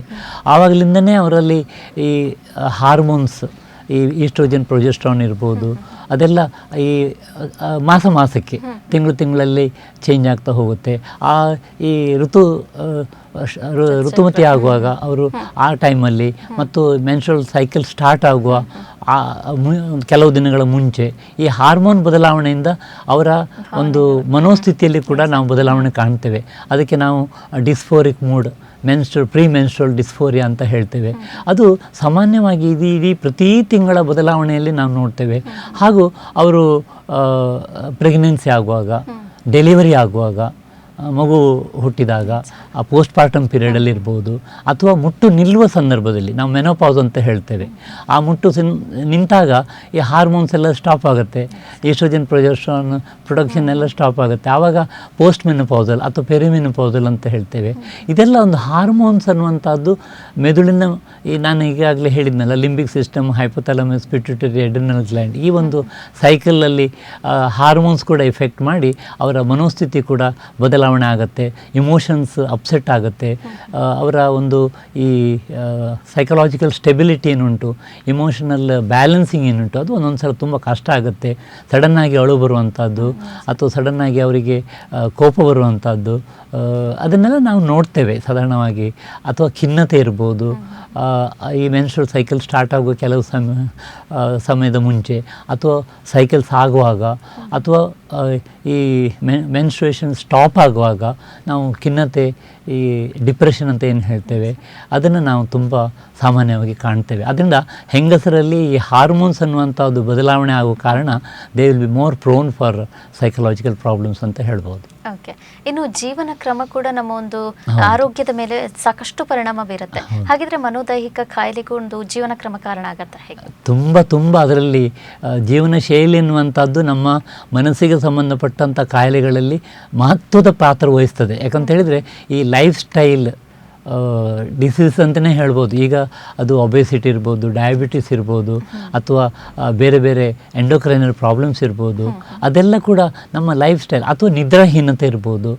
ಹಾಗೆ ನಮ್ಮ ಲೈಫ್ ಸ್ಟೈಲ್ ಎಲ್ಲ ಚೇಂಜ್ ಆದಾಗ ಇದರ ಮೇಲೆ ಮನಸ್ಸಿನ ಮೇಲೆ ಪ್ರಭಾವ ಬೀರಿ ನಮ್ಮ ಮನೋಸ್ಥಿತಿ ಕೂಡ ಅದು ಡಿಪ್ರೆಷನ್ಗೆ ಕಾರಣ ಆಗ್ಬೋದು. ಈಗ ನಾವು ಮೊಬೈಲ್ ಯೂಸೇಜ್ ಇರ್ಬೋದು, ಅಥವಾ ನಾವು ನಿದ್ದೆ ತುಂಬ ರಾತ್ರಿವರೆಗೆ ಎಚ್ಚರ ಇದ್ದು ನಿದ್ದೆ ಕೆಟ್ಟಿರ್ಬೋದು. ಸೊ ಅದೆಲ್ಲ ಕೂಡ ಲೈಫ್ ಸ್ಟೈಲ್, ನಮ್ಮ ಟೈಮಿಗೆ ನಾವು ಊಟ, ನಿದ್ರೆ ಹಾಗೂ ಎಕ್ಸಸೈಸ್ ಇರ್ಬೋದು ಅಥವಾ ಕೆಲಸ ಇರ್ಬೋದು, ಅದನ್ನೆಲ್ಲ ನಾವು ಹೊತ್ತೊತ್ತಿಗೆ ಮಾಡ್ಕೊಂಡು ಹೋದರೆ ನಮ್ಮ ದೇಹದ ಒಳಗಡೆ ಕೂಡ ಇರುವಂಥ ಒಂದು ಬಯಾಲಜಿಕಲ್ ಕ್ಲಾಕ್ ಅಂತ ಏನುಂಟು, ಅದಕ್ಕೆ ಸರಿಯಾಗಿ ನಾವು ನಡ್ಕೊಂಡು ಹೋದರೆ ನಮಗೆ life style won't be a problem. Otherwise life style changes ಉಂಟಲ್ಲ, ಅದು ನಮ್ಮ ಮನಸ್ಸಿನ ಮೇಲೆ ತುಂಬ ಪ್ರಭಾವ ಬೀರಿ ಖಿನ್ನತೆಗೆ ಕಾರಣ ಆಗ್ಬೋದು, ಅಥವಾ ಈಗಾಗಲೇ ಹೇಳಿದಾಗೆ ಈ ಮನೋದೈಹಿಕ ಕಾಯಿಲೆಗಳಿಗೆ ಕೂಡ ತುಂಬ ಕಾರಣ ಆಗುತ್ತೆ. ಅದರಿಂದ ಲೈಫ್ ಸ್ಟೈಲನ್ನು ನಾವು ಸಮತೋಲನ ಮಾಡ್ಕೊಂಡು ಹೋಗೋದು, ದಿನನಿತ್ಯದ ಕೆಲಸ ಏನುಂಟು ಶೆಡ್ಯೂಲಿಂಗ್ ಮಾಡುವಂಥದ್ದು ತುಂಬ ಮುಖ್ಯ. ಡಾಕ್ಟರ್, ಮತ್ತೊಬ್ಬರು ಕರೆಯಲ್ಲಿದ್ದಾರೆ. ಹಲೋ ಹಲೋ ಹಲೋ ಹಲೋ, ನಮಸ್ತೆ ಮ್ಯಾಮ್, ಮಾತಾಡಿ. ನಮಸ್ಕಾರ, ನನ್ನ ಹೆಸರು ಸುಷ್ಮಾ ಅಂತ. ಓಕೆ, ಎಲ್ಲಿಂದ ಕರೆ ಮಾಡ್ತಿದ್ದೀರಾ? ನಾವು ಕುಂಬಳೆ, ಕಾಸರಗೋಡಿನಿಂದ. ಓಕೆ, ಮನೋವೈದ್ಯರಿದ್ದಾರೆ, ಮಾತಾಡಿ. ನಮಸ್ತೆ ಸುಷ್ಮಾ. ನಮಸ್ಕಾರ. ನಮಸ್ತೆ, ಸರ್, ನಾನು ಸುಷ್ಮಾ ಅಂತ. ನಮಸ್ತೆ ಸುಷ್ಮಾ ಅವರೇ, ಹೇಳಿ. ಸರ್, ಇವಾಗ ನನ್ನ ಪ್ರಶ್ನೆ ಅಂತ ಹೇಳಿದ್ರೆ, ಮೊನ್ನೆ ನಿಮ್ಮದು ವ್ಯಾಲೆಂಟೈನ್ಸ್ ಡೇ ಕಾರ್ಯಕ್ರಮ ನೋಡಿದೆ, ತುಂಬಾ ಚಂದ ಆಗಿದೆ. Thank you. ಪ್ರಶ್ನೆ ಅಂತ ಹೇಳಿದ್ರೆ, ರಾತ್ರಿ ಮಲಗುವ ಹೊತ್ತಲ್ಲಿ, ಅದಾದ್ಮೇಲೆ ಬೆಳಗ್ಗೆ ಎಚ್ಚರ ಆಗುವಂತ ಹೊತ್ತಲ್ಲಿ ಮನಸ್ಸಿಗೆ ಒಂಥರ ಭಯ ಆಗುವಂತದ್ದು, ಈ ತರ ಎಲ್ಲ ಜಾಸ್ತಿ ಆಗ್ತದೆ. ಇದಕ್ಕೆ ಕಾರಣ ಎಂತ ಇರ್ಬೋದು ಸರ್? ಇದರಲ್ಲಿ ನಿದ್ರೆ ಕೆಡ್ತದ? ನಿದ್ರೆ ನೀವು ಸಾಕಷ್ಟು ಸಾಧಾರಣವಾಗಿ ಈ ಅಡಲ್ಟ್ ಅಂತ ಹೇಳಿದರೆ ವಯಸ್ಕರಲ್ಲಿ 6ರಿಂದ 8 ಗಂಟೆ ನಿದ್ರೆ, ಪೂರ್ಣ ಪ್ರಮಾಣದ ನಿದ್ರೆ ಬೇಕು. ಅದರಲ್ಲಿ ವ್ಯತ್ಯಾಸ ಆದರೆ ಸಮಸ್ಯೆ ಆಗುತ್ತೆ. ನಿದ್ರೆ ವಿಷಯದಲ್ಲಿ ಏನಾದರೂ ಹೇಳ್ಬೋದಾ, ಹೇಗಿರುತ್ತೆ ಅಂತ? ಹಲೋ ಹಲೋ, ಕರೆ ಕಟ್ಟಾಗಿದೆ ಅಂತ ಅನ್ಸುತ್ತೆ. ಸಾಮಾನ್ಯವಾಗಿ ಈ ರಾತ್ರಿಯಲ್ಲಿ ಹೆದರಿಕೆ ಆಗೋದು, ಬೆಳಿಗ್ಗೆ ಏಳುವಾಗ ಹೆದರಿಕೆ ಆಗೋದು ಯಾವಾಗ ಅಂತ ಹೇಳಿದರೆ ನಮ್ಮ ನಿದ್ರೆ ಸರಿ ಇಲ್ಲದಿದ್ದರೆ. ಪ್ರತಿಯೊಬ್ಬ ಮನುಷ್ಯನಿಗೂ ಕೂಡ ಒಂದು ಸಣ್ಣದಿರುವಾಗ ಜಾಸ್ತಿ ನಿದ್ರೆ, ಮಧ್ಯ ವಯಸ್ಕರಲ್ಲಿ ಬರುವಾಗ ಸಾಧಾರಣ ಒಂದು 6ರಿಂದ 8 ಗಂಟೆ ನಿದ್ರೆ, ಮತ್ತು ಇಳಿ ವಯಸ್ಸಲ್ಲಿ ಸ್ವಲ್ಪ ಕಡಿಮೆ ಆಗುತ್ತೆ, 4-5 ಗಂಟೆ ನಿದ್ರೆ ಸಾಕಾಗುತ್ತೆ. ಆದ್ದರಿಂದ ಈ ಒಂದು ವಯಸ್ಸಿಗೆ ತಕ್ಕಂತೆ ನಮಗೆ ನಿದ್ರೆ ಸಾಕಷ್ಟು ಬೇಕೇ ಬೇಕು. ಆ ನಿದ್ರೆ ಇಲ್ಲದಿದ್ದರೆ ನಮ್ಮ ಮೆದುಳು ರಿಲ್ಯಾಕ್ಸ್ ಆಗೋದಿಲ್ಲ, ಮೆದುಳು ಮಲಗೋದಿಲ್ಲ ಅಂತ ಹೇಳ್ಬೋದು. ನಮ್ಮ ನಿದ್ರೆ REM ಸ್ಲೀಪ್ ಇರ್ಬೋದು, NREM ಸ್ಲೀಪ್ ಇರ್ಬೋದು, ಅದು ತಕ್ಕ ಮಟ್ಟಿಗೆ ಇರಲೇಬೇಕು. ಅದು ಇಲ್ಲದೇ ಇದ್ದರೆ ಈ ಸ್ವಪ್ನಗಳು ಜಾಸ್ತಿ ಬರುವಂಥದ್ದು, ಅಥವಾ ಬೆಳಿಗ್ಗೆ ಏಳುವಾಗ ಹೆದರಿಕೆ ಆಗುವಂಥದ್ದು, ಅಥವಾ ರಾತ್ರಿ ನಿದ್ದೆ ಬರಲಿಕ್ಕೆ ತುಂಬ ಹೊತ್ತು ತಗೊಂಡು ಇನಿಷಿಯಲ್ ಇನ್ಸಾಮ್ನಿಯಾ ಅಂತ ಹೇಳ್ತೇವೆ. 12 ಗಂಟೆ, 1 ಗಂಟೆ, 2 ಗಂಟೆ, 3 ಗಂಟೆ ಆದರೂ ನಿದ್ದೆ ಬರೋದಿಲ್ಲ.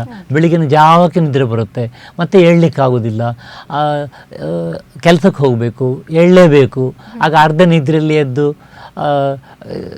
ಕೋಪ ಬರ್ತದೆ, ಅವರಿಗೆ ಕೋಪ ಮಾಡಲಿಕ್ಕೆ ಆಗೋದಿಲ್ಲ, ಕೆಲಸ ಮಾಡಲಿಕ್ಕೆ ಆಗೋದಿಲ್ಲ, ಮೈಯೆಲ್ಲ ಸುಸ್ತಾಗುತ್ತೆ. ಹಾಗೆಲ್ಲ ಕೆಲವುದೆಲ್ಲ ವೀಕ್ನೆಸ್ ಅಂಥದ್ದು ಸಿಂಪ್ಟಮ್ಸ್ ಎಲ್ಲ ನಾವು ನೋಡ್ತೇವೆ. ಅದರಿಂದ ನಿದ್ರಾಹೀನತೆ ಅನ್ನುವಂಥದ್ದು ಕೋಪ ಬರಲಿಕ್ಕೆ ಮತ್ತು ನಮಗೆ ಹೆದರಿಕೆ ಆಗಲಿಕ್ಕೆ ಕೂಡ ಕಾರಣ ಆಗುತ್ತೆ. ಓಕೆ, ಉತ್ತಮ ಉತ್ತರ ಲಭಿಸಿದೆ ಅಂತ ಅನ್ಕೊಂತೇನೆ. ಓಕೆ ಡಾಕ್ಟರ್, ಇವಾಗ ನಿದ್ರಾಹೀನತೆ ಬಗ್ಗೆ ಹೇಳಿದ್ರೆ, ಹಾಗಿದ್ರೆ ಕೆಲವೊಮ್ಮೆ ಏನಾಗುತ್ತೆ ಅಂದ್ರೆ ನಮಗೆ ಮನಸ್ಸಿಗೆ ಏನಾದರೂ ಆಘಾತ ಆದಾಗ, ಘಾಸಿ ಆದಂತಹ ಸಂದರ್ಭದಲ್ಲಿ ಈ ನಿದ್ರೆ ಕಡಿಮೆ ಆಗುತ್ತೆ. ಇದು ಭಾವನೆ ಮತ್ತೆ ನಿದ್ರೆಯ ಒಳಗಿನ ಸಂಬಂಧ ಏನು ಅಂತ? ತುಂಬ ಸಂಬಂಧ ಉಂಟು. ಯಾಕಂತ ಹೇಳಿದರೆ ನಿದ್ರೆ ಅನ್ನುವಂಥದ್ದು ನಮ್ಮ ಮೆದುಳು ಹಾಗೂ ಮನಸ್ಸು, ಅದಕ್ಕೆ ರಿಲ್ಯಾಕ್ಸೇಷನ್ ಬೇಕಾಗುವಂಥ ಒಂದು ಟೈಮ್ ಅಂತ ಹೇಳಿದರೆ, ಈ ಪ್ರತಿಯೊಂದು ಇದರಲ್ಲಿ ನಾವು ನೋಡ್ತೇವೆ, ಜನ್ರೇಟರ್ ಇರ್ಬೋದು ಅಥವಾ ಯಾವುದೇ ಒಂದು ವಸ್ತು ಇರ್ಬೋದು, ಅದನ್ನು ನಾವು ಕಂಟಿನ್ಯೂಸ್ ಯೂಸ್ ಮಾಡ್ತಾ ಹೋದರೆ, ಅದಕ್ಕೇನು ರೆಸ್ಟ್ ಕೊಡದೇ ಇದ್ದರೆ ಅದು ಅಲ್ಲಿ ಕೆಟ್ಟು ಹೋಗುತ್ತೆ.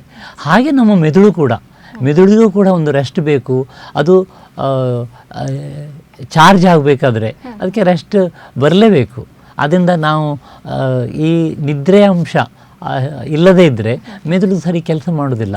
ಮೆದುಳು ಸರಿ ಕೆಲಸ ಮಾಡದೇ ಇದ್ದರೆ ಅದರದ್ದು ನ್ಯೂರೋಕೆಮಿಕಲ್ಸ್ ಎಲ್ಲ ಅಸ್ತವ್ಯಸ್ತ ಆಗುತ್ತೆ. ಆ ನ್ಯೂರೋಕೆಮಿಕಲ್ಸ್ ಅಸ್ತವ್ಯಸ್ತ ಆದಾಗ ಅದು ನಾನು ಈಗಾಗಲೇ ಹೇಳಿದಾಗ ಡೋಪಮಿನ್ ಇರ್ಬೋದು, ಸೆರೋಟೋನಿನ್ ಇರ್ಬೋದು, ನಾರೆಡ್ರಿನಲಿನ್ ಇರ್ಬೋದು, ಅದೆಲ್ಲ ನಮ್ಮ ಬೇರೆ ಬೇರೆ ಮೆದುಳಿನ ಕೇಂದ್ರದ ಮೇಲೆ ಪ್ರಭಾವ ಬೀರಿ ಅವರ ಇಮೋಷನ್ಸ್ ತೊಂದರೆ ಆಗ್ಬೋದು, ಅಥವಾ ಅವರ ನಿದ್ದೆ ತೊಂದರೆ ಆಗ್ಬೋದು, ಅಥವಾ ಅವರ ಒಂದು ಕೆಲಸದಲ್ಲಿ ವ್ಯತ್ಯಾಸ ಕಾಣ್ಬೋದು, ಅವರ ಡಿಪ್ರೆಷನಿಗೆ ಹೋಗ್ಬೋದು. ಸೊ ಬೇರೆ ಬೇರೆ ಥರದ ಸಿಮ್ಟಮ್ಸ್ ನಾವು ಕಾಣ್ತೇವೆ ಇದು ಅವರ ನಿದ್ರೆ ಸರಿ ಇಲ್ಲದಿದ್ದರೆ. ಈ ಮಕ್ಕಳಲ್ಲಿ ಹಾಗೇನೆ ಯುವಕರಲ್ಲಿ ಇಂತಹ ಒಂದು ಮನೋ ಕಾಯಿಲೆಗೆ ಏನೆಲ್ಲ ಕಾರಣ ಆಗಬಹುದು? ಮಕ್ಕಳಲ್ಲಿ ಈ ಮನೋದೈಹಿಕ ಕಾಯಿಲೆ ನಾವು ತುಂಬ ನೋಡ್ತೇವೆ. ಸಾಧಾರಣವಾಗಿ ಈಗ ಸ್ಕೂಲಿಗೆ ಹೋಗುವಂಥ ಮಕ್ಕಳು, ಅವರಿಗೆ ಏನೋ ಒಂದು ಕಾರಣದಿಂದ ಹೋಮ್ವರ್ಕ್ ಮಾಡಲಿಕ್ಕೆ ಆಗೋದಿಲ್ಲ, ಬಾಕಿ ಆಯಿತು. ನಾನು ಸ್ಕೂಲಿಗೆ ಹೋದರೆ ಟೀಚರು ಬೈತಾರೆ, ಪನಿಷ್ಮೆಂಟ್ ಕೊಡ್ತಾರೆ, ಇವು ಹೋಮ್ವರ್ಕ್ ಆಗಿಲ್ಲ ಅಂತ ಅವ್ರಿಗೆ ಗೊತ್ತಿರುತ್ತೆ. ಆದ್ದರಿಂದ ಬೆಳಿಗ್ಗೆ ಎದ್ದಾಗ ಗೊತ್ತಾಗುತ್ತೆ ನಾನು ಇವತ್ತು ಹೋಮ್ವರ್ಕ್ ಮಾಡಲಿಲ್ಲ, ಹೋಗ್ಲಿಕ್ಕೆ ಆಗೋದಿಲ್ಲ ಅಂಥೇಳಿ. ಆವಾಗ ಏನಾಗುತ್ತೆ, ಸ್ಕೂಲಿಗೆ ಹೋದರೆ ಪನಿಷ್ಮೆಂಟ್ ಸಿಗುತ್ತೆ. ಅದನ್ನು ಸ್ಕೂಲಿಗೆ ಹೋಗೋದು ಬೇಡ. ಸ್ಕೂಲಿಗೆ ಹೋಗೋದಿಲ್ಲ ಅಂತ ಹೇಳಿದರೆ ಅಮ್ಮ ಅಪ್ಪ ಬೈತಾರೆ. ಆವಾಗ ಏನಾಗುತ್ತೆ, ಅಮ್ಮ ಹೊಟ್ಟೆನೋವು, ಅಮ್ಮ ಹೊಟ್ಟೆನೋವು, ಅಮ್ಮ ತಲೆನೋವು, ಅಮ್ಮ ತಲೆನೋವು ಅಂತ ಹೇಳಿದರೆ, ತಲೆನೋವು ಹೊಟ್ಟೆ ನೋವು ಅಂತ ದೈಹಿಕ ಸಿಮ್ಟಮ್ಸ್ ಇದ್ದರೆ ಆಯಿತು, ಓಕೆ ಇವತ್ತು ಬೇಡ, ತೊಂದರೆ ಇಲ್ಲ, ಯು ಟೇಕ್ ರೆಸ್ಟ್, ಸ್ಕೂಲಿಗೆ ಹೋಗೋದು ಬೇಡ, ಸ್ಕೂಲ್ ವ್ಯಾನ್ ಬಂದರೂ ಕೂಡ ಇವತ್ತು ನಮ್ಮ ಮಗು ಬರೋದಿಲ್ಲ, ನೀವು ಹೋಗಿ ಅಂತ ಹೇಳ್ತಾರೆ. ಆಗ ಬಾಕಿ ಆಗುತ್ತೆ. ಸೊ ಇದು ಒಂದು ಡಿಫೆನ್ಸ್. ನಾನು ಹೋಮ್ವರ್ಕ್ ಮಾಡಿರೋದಿಲ್ಲ, ಅಥವಾ ಏನೋ ಒಂದು ತಯಾರಿ ಆಗಿರೋದಿಲ್ಲ, ಅಥವಾ ಸ್ಕೂಲಲ್ಲಿ ಏನೋ ಸಮಸ್ಯೆ ಇರುತ್ತೆ, ಫ್ರೆಂಡ್ಸ್ ಒಟ್ಟಿಗೆ ಏನಾದರೂ ಪ್ರಾಬ್ಲಮ್ ಇರ್ಬೋದು, ಅಥವಾ ಏನೋ ಒಂದು ಕಾರಣದಿಂದ ಈ ಹೊಟ್ಟೆ ನೋವು ತಲೆನೋವು ಬರುವಂಥದ್ದು ಬೆಳಿಗ್ಗೆ, ಅವರಿಗೆ ಬೆಳಿಗ್ಗೆ ಸ್ಕೂಲಿಗೆ ಹೋಗೋ ಟೈಮ್ ಬಂದಾಗ ಈ ಥರದ್ದು ಬರುತ್ತೆ. ರಜೆ ಇದ್ದಾಗ ಇರೋದಿಲ್ಲ. ಸ್ಕೂಲಿಗೆ ಹೋಗುವ ಟೈಮಲ್ಲಿ ಬೆಳಿಗ್ಗೆ ಡಾಕ್ಟರ್ ನನ್ನ ಮಗನಿಗೆ ಶಾಲೆಗೆ ಹೋಗುವಾಗ ತಲೆನೋವು ಬರೋದು, ನನ್ನ ಮಗನಿಗೆ ಶಾಲೆಗೆ ಹೋಗುವಾಗ ಪಾಯ್ಖಾನೆಗೆ ಹೋಗ್ತಾನೆ, ತುಂಬ ಸಲ ಆಗೋದಿಲ್ಲ, ಅವನಿಗೆ ವಾಂತಿ ಮಾಡ್ತಾನೆ. ಹಾಗೆ ಕೆಲವುದು ಈ ದೈಹಿಕ ಸಿಮ್ಟಮ್ಸ್ ಅದು ಸ್ಕೂಲಿಗೆ ಹೊರಡುವಾಗ ಬರೋದು, ಅಥವಾ ಎಕ್ಸಾಮ್ ಟೈಮಲ್ಲಿ ಬರೋದು, ಅಥವಾ ಏನಾದರೂ ಅವರಿಗೆ ಒತ್ತಾಯದಿಂದ ಮಾಡುವಂಥ ಒಂದು ಕೆಲಸ ಇದ್ದಾಗ ಆವಾಗ ಅವರಿಗೆ ಹಾಗೆ ಕೈಯಲ್ಲಿ ಬಲ ಇಲ್ಲ, ಕಾಲಲ್ಲಿ ಬಲ ಇಲ್ಲ, ಮಾತಾಡಲಿಕ್ಕೆ ಆಗೋದಿಲ್ಲ. ಆ ಥರದ್ದೆಲ್ಲ ಸಿಮ್ಟಮ್ಸ್ ಎಲ್ಲ ತುಂಬ ವೆರೈಟೀಸ್ ನಾವು ನೋಡ್ತೇವೆ. ಅದು ಅವರಿಗೆ ಒಂದು ಮನಸ್ಸಿನಲ್ಲಿರುವಂಥ ಹೆದರಿಕೆ, ನಾನು ಅಲ್ಲಿ ಹೋದರೆ ಏನಾದರೂ ನನಗೆ ಅದು ಆ ಒಂದು ಸಿಚುವೇಶನ್ ಎದುರಿಸಲಿಕ್ಕೆ ಆಗೋದಿಲ್ಲ ಅನ್ನುವಂಥ ಒಂದು ಭಾವನೆ ತಲೆಯಲ್ಲಿ ಬಂದಾಗ ಈ ಥರದ ಒಂದು ದೈಹಿಕ ಸಿಮ್ಟಮ್ಸ್ ಕಾಣ್ತೇವೆ ಮಕ್ಕಳಲ್ಲಿ. ಹಾಗೆ ದೊಡ್ಡವರಲ್ಲಿ ಕೂಡ ಅವರಿಗೆ ಏನು ಮನಸ್ಸಲ್ಲಿ ಆಗುತ್ತೆ ಅದನ್ನು ಹೇಳಲಿಕ್ಕೆ ಆಗದಿದ್ದಾಗ ಅವರು ಅದನ್ನು ನುಂಗಿಕೊಳ್ತಾರೆ. ಆ ನುಂಗಿ ಎಷ್ಟು ನುಂಗ್ಲಿಕ್ಕೆ ಆಗ್ತದೆ? ಒಂದು ಸಲ ಅದು ಬರ್ಸ್ಟ್ ಆಗಲೇಬೇಕಲ್ವ. ಈ ನಾವು ಹೇಳ್ತೇವೆ ಇದು ಹಿಡಿಕಡ್ಡಿ, ಬ್ಯಾಂಬೂ ಸ್ಟಿಕ್, ಅದನ್ನು ಬಗ್ಗಿಸ್ತೀರಿ ಎಷ್ಟು ಬಗ್ಗಿಸ್ಲಿಕ್ಕೆ ಆಗ್ತದೆ? ಒಂದು ದಿವಸದ ಟಪ್ಪ ಹೊಡಿತದೆ. ಹಾಗೆ ಬಲೂನ್ ಕೂಡ ಎಷ್ಟು ಊದ್ತೀರಿ, ಊದಿ ಆದಮೇಲೆ ಒಂದು ಸಲ ಟಪ್ ಆಗ್ತದೆ. ಅದರಿಂದ ನಮ್ಮ ಪೆಂಟಪ್ ಇಮೋಷನ್ಸ್, ಅಂದರೆ ಮನಸ್ಸಿನಲ್ಲಿ ಆ ಕ್ರೋಢೀಕರಿಸಿದಂಥ ಒಂದು ಇಮೋಷನ್ಸ್ ಜಾಸ್ತಿ ಆಗಿ ಒಂದು ಸಲಕ್ಕೆ ಬರ್ಸ್ಟ್ ಆಗುವಾಗ ಅದು ಯಾವುದೋ ಒಂದು ರೀತಿಯಲ್ಲಿ ಬರ್ಸ್ಟ್ ಆಗ್ಬೋದು. ಕೆಲವರಿಗೆ ಪ್ಯಾನಿಕ್ ಅಟ್ಯಾಕಲ್ಲಿ ಬರ್ಸ್ಟ್ ಆಗುತ್ತೆ, ಕೆಲವರಿಗೆ ಈ ಮನೋದೈಹಿಕ ಕಾಯಿಲೆಯಲ್ಲಿ ಬರ್ಸ್ಟ್ ಆಗುತ್ತೆ, ಕೆಲವರಿಗೆ ಹೊಟ್ಟೆಗೆ ಸಂಬಂಧಪಟ್ಟಂಥ, ಎದೆಗೆ ಸಂಬಂಧಪಟ್ಟಂಥ ಅಥವಾ ಕೆಲವು ಸಿಮ್ಟಮ್ಸಲ್ಲಿ ಬರ್ಸ್ಟ್ ಆಗ್ಬೋದು. ಹೀಗೆ ನಾನಾ ರೀತಿಯಲ್ಲಿ ಈ ಟೆನ್ಷನ್, ಸ್ಟ್ರೆಸ್, ಒತ್ತಡ ಜಾಸ್ತಿಯಾಗಿ ಈ ಯಾವುದೇ ಏಜ್ ಇರ್ಬೋದು, ಮಕ್ಕಳಿರ್ಬೋದು, ಯುವಕರಿರ್ಬೋದು, ಅಥವಾ ವಯಸ್ಕರಿರ್ಬೋದು, ಎಲ್ಲರಲ್ಲಿ ನಾವು ಈ ಒಂದು ಸಮಸ್ಯೆಯನ್ನು ಕಾಣ್ತೇವೆ. ಓಕೆ, ಎಸ್ ಡಾಕ್ಟರ್, ಮತ್ತೊಬ್ಬರು ವೀಕ್ಷಕರು ಕರೆಯಲ್ಲಿದ್ದಾರೆ. ಹಲೋ,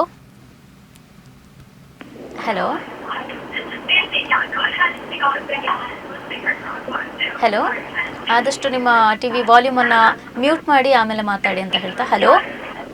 ಹಲೋ, ಕೇಳಿಸ್ತಿದ್ಯಾ? ನಮಸ್ತೆ. ಹೌದು, ಕೇಳ್ತಾ ಇದೆ. ಎಲ್ಲಿಂದ ಮಾತಾಡ್ತಿದ್ದೀರಾ? ನಾನು ಬಜ್ಪೆಯಿಂದ ಮಾತನಾಡೋದು. ಓಕೆ, ವೈದ್ಯರಿದ್ದಾರೆ, ಮಾತಾಡಿ. ನಮಸ್ತೆ ಮೇಡಮ್, ಹೇಳಿ. Hello doctor. ಹಲೋ, ಇವಾಗ ಮಕ್ಕಳಿಗೆಲ್ಲ ಎಕ್ಸಾಮ್ ಟೈಮ್. ಸೊ ಇವಾಗ ಅಂತ ಹೇಳಿದ್ರೆ ಮೊದಲಿದ್ದಾಗೆಲ್ಲ ಎಕ್ಸಾಮ್ ಆಗ್ತಾ ಇಲ್ಲ. ಇವಾಗೆಲ್ಲ ಎಂತ ಹೇಳ್ತಾರೆ, ಮಕ್ಕಳಿಗೆ ಈವನ್ ಪೇರೆಂಟ್ಸ್ ಮಕ್ಕಳ ಮೇಲೆ ಪ್ರೆಷರ್ ಹಾಕ್ತಾರೆ, ಏನೋ ಫಸ್ಟ್ ಬರ್ಬೇಕು, ಇಲ್ಲಾದ್ರೆ ಏನೋ ಒಳ್ಳೆ ಮಾರ್ಕ್ಸ್ ಬರ್ಬೇಕು ಅಂತ ಹೇಳಿ. ಸೊ ಇವಾಗ ಸಣ್ಣ ಮಕ್ಕಳಿಗೆ ಇಷ್ಟೊಂದು ಸ್ಟ್ರೆಸ್ ಕೊಡೋದು ಸರಿಯಾ ಅಲ್ಲ? ಹೇಗೆ ಅವ್ರನ್ನ ಏನು ನೀವು ಸಜೆಸ್ಟ್ ಮಾಡ್ತೀರಾ ಮಕ್ಕಳಿಗೆ, ಇಲ್ಲ ಟೀಚರ್ಸ್ಗೆ ಆಗ್ಲಿ ಇಲ್ಲ ಪೇರೆಂಟ್ಸ್ಗೆ? ಹೌದು, ನಿಮ್ಮ ಪ್ರಶ್ನೆಗೆ ತುಂಬ ಧನ್ಯವಾದ ಮೇಡಮ್. ಇದೇ ಸಮಸ್ಯೆನ ನಾವು ಕಳೆದ ಪರೀಕ್ಷಾ ಭೀತಿ ಅನ್ನುವಂಥ ಒಂದು ಎಪಿಸೋಡಲ್ಲಿ ನಾವು ಅದನ್ನು ಡಿಸ್ಕಸ್ ಮಾಡಿದ್ದೇವೆ. ಆದರೂ ಕೂಡ ನಿಮ್ಮ ಮಾಹಿತಿಗೆ ಇನ್ನೊಂದ್ಸಲ ಹೇಳಲಿಕ್ಕೆ ಇಷ್ಟಪಡ್ತೇನೆ. ಈ ಒಂದು ಪರೀಕ್ಷೆಗೆ ಸಂಬಂಧಪಟ್ಟಂಥ ಇದು ಭೀತಿ ಖಂಡಿತ ಒಳ್ಳೆಯದಲ್ಲ. ಅದು ಆ ಭೀತಿ ಬರುವುದೇ ಏನಾದರೂ ಸಮಸ್ಯೆ ಇದ್ದಾಗ, ಏನೋ ಪರೀಕ್ಷೆಗೆ ತಯಾರಿ ಸರಿ ಮಾಡದೇ ಇದ್ದರೆ, ಅಥವಾ ಪೋಷಕರ ಒತ್ತಡ ಇದ್ದರೆ, ಇಷ್ಟೇ ಮಾರ್ಕ್ಸ್ ತೆಗಿಬೇಕು ಅಷ್ಟೇ ಮಾರ್ಕ್ ತೆಗಿಬೇಕು ಅನ್ನೋಂಥ ಒಂದು ಟಾರ್ಗೆಟ್ ಇದ್ದರೆ, ಅಥವಾ ವಿದ್ಯಾರ್ಥಿಗೆ ನಾನು ಏನು ಸರಿ ಮಾಡ್ತೇನೆ ಇಲ್ವೋ ಆಗ್ತದೇ ಇಲ್ವೋ ಅನ್ನೋಂಥ ಒಂದು ಇದು ಕೀಳು ಮನೋಭಾವನೆ ಇರ್ಬೋದು, ಅಥವಾ ಲ್ಯಾಕ್ ಆಫ್ ಕಾನ್ಫಿಡೆನ್ಸ್, ಆತ್ಮವಿಶ್ವಾಸದ ಕೊರತೆ ಇರ್ಬೋದು. ಹಾಗೆಲ್ಲ ಇದ್ದಾಗ ಅವರಿಗೆ ಈ ಪರೀಕ್ಷೆ ಅನ್ನುವಂಥದ್ದು ಒಂದು ಸ್ಟ್ರೆಸ್ ಆಗುತ್ತೆ. ನಿಜ, ನೀವು ಹೇಳಿದ ಹಾಗೆ ಈಗಿನ ಒಂದು ಈ ಕಾಲಘಟ್ಟದಲ್ಲಿ ಪರೀಕ್ಷೆ ಅನ್ನುವಂಥದ್ದು ಒಂದು ದೊಡ್ಡ ಭೂತದ ಹಾಗೆ ಕಾಡ್ತದೆ.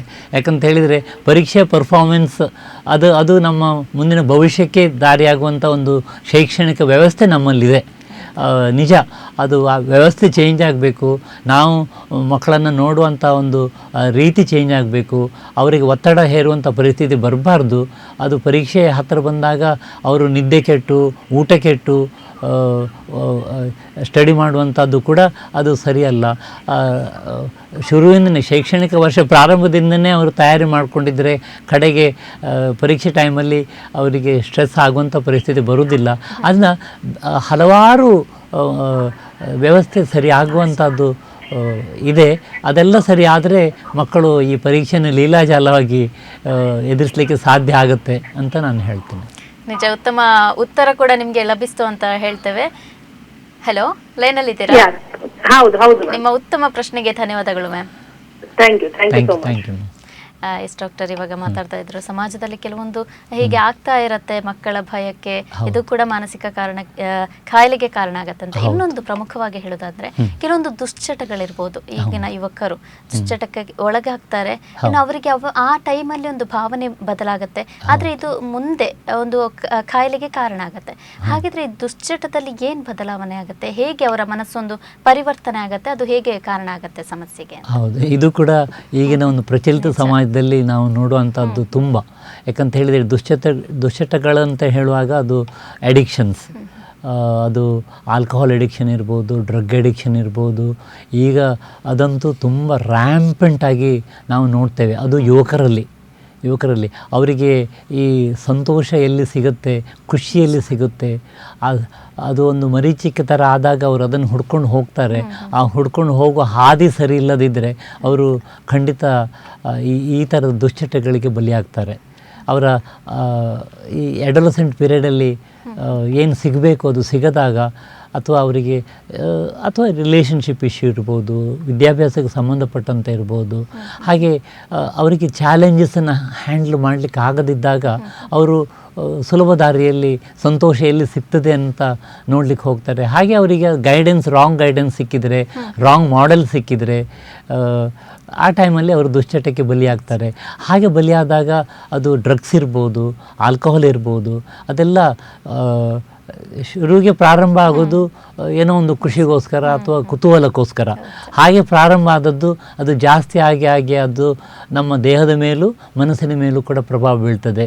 ಆ ಮನಸ್ಸಿನ ಮೇಲೆ ಪ್ರಭಾವ ಬಿದ್ದಾಗ ಅದು ಡಿಪ್ರೆಷನಿಗೆ ಹೋಗ್ಬೋದು, ಅಥವಾ ಸೈಕೋಸಿಸಿಗೆ ಹೋಗ್ಬೋದು, ಅಥವಾ ಬೇರೆ ಬೇರೆ ಥರದ ಒಂದು ಮನೋದೈಹಿಕ ಕಾಯಿಲೆಗಳಿಗೆ ಹೋಗ್ಬೋದು. ಆದ್ದರಿಂದ ಈ ದುಶ್ಚಟ ಅನ್ನುವಂಥದ್ದು ಅದು ಈ ಎಡಿಕ್ಷನ್ ಬಿಹೇವಿಯರೇ ಅವರದ್ದು, ಬಿಹೇವಿಯರಲ್ ಪ್ಯಾಟರ್ನೇ ಅದ್ರದ್ದು ಚೇಂಜ್ ಇರುತ್ತೆ. ಅದರಿಂದ ಹೊರಗೆ ಬರುವಂಥ ಒಂದು ಮಾರ್ಗ ಅವರು ಹುಡ್ಕೊಳ್ಬೇಕಾಗತ್ತೆ. ಸೊ ಆಲ್ಕೋಹಾಲಿಂದನೂ ತೊಂದರೆ ಆಗುತ್ತೆ, ಡ್ರಗ್ಸಿಂದಾಗೂ ತೊಂದರೆ ಆಗುತ್ತೆ. ಅದೆಲ್ಲ ನಮ್ಮ ಮೆದುಳಿನ ಮೇಲೂ ಪ್ರಭಾವ ಬೀರುತ್ತೆ, ದೇಹದ ಮೇಲೂ ಪ್ರಭಾವ ಬೀರುತ್ತೆ. ಅದರಿಂದಾಗಿ ಅದು ಯಾವುದೂ ಕೂಡ ಖಂಡಿತ ಒಳ್ಳೆಯದಲ್ಲ. ಅದರಿಂದ ಅವರು ಮನಸ್ಸು ಬದಲಾವಣೆ ಮಾಡುವಂಥದ್ದು ಮುಖ್ಯ. ಅದು ಡಿಟಾಕ್ಸಿಫಿಕೇಷನ್, ಅಡಿಕ್ಷನ್ ಅಂತ ನಾವು ಹೇಳ್ತೇವೆ. ಅದನ್ನು ಮಾಡಿಕೊಂಡು ಅದರಿಂದ ಹೊರಗೆ ಬಂದು ಮುಕ್ತರಾಗಬೇಕಾಗುತ್ತೆ. ಓಕೆ, ಇನ್ನೊಂದು ಪ್ರಮುಖ ಅಂದರೆ ಆಂಗ್ಸೈಟಿ ಹಾಗೇನೆ ಒಂದು ಡಿಪ್ರೆಷನ್, ಇದರ ನಡುವಿನ ಸಂಬಂಧ ಏನು ಅಂತ? ಆಂಗ್ಸೈಟಿ ಮತ್ತು ಡಿಪ್ರೆಷನ್ ಅದು ಒಟ್ಟೊಟ್ಟಿಗೆ ಬರುವಂಥದ್ದು. ಈ ಆಂಗ್ಸೈಟಿ ಅಂತ ಹೇಳಿದರೆ ಉದ್ವೇಗ. ಅದು ಉದ್ವೇಗ ಕಾಣಿಸುವಂಥದ್ದು ನಮ್ಮ ದೇಹದಲ್ಲಿ ಇರ್ಬೋದು, ಮನಸ್ಸಲ್ಲೇ ಇರ್ಬೋದು. ಹೆದರಿಕೆ, ಎದೆ ಬಡಬಡ ಆಗುವಂಥದ್ದು, ಪರೀಕ್ಷೆಗೆ ಹೋಗುವ ಒಂದು ಸಂದರ್ಭ ಇರ್ಬೋದು, ಆವಾಗ ಹೊಟ್ಟೆಯಲ್ಲಿ ತಳಮಳ ಆಗುವಂಥದ್ದು, ಅಥವಾ ಅವರ ಮೈಯೆಲ್ಲ ಬೆವರುವಂಥದ್ದು, ಕೈ ನಡುಕ ಬರುವಂಥದ್ದು, ಅದೆಲ್ಲ ಒಂದು ಉದ್ವೇಗದ ಅಥವಾ ಎಂಗ್ಸೈಟಿ ಒಂದು ಚಿಹ್ನೆ ಇರ್ಬೋದು.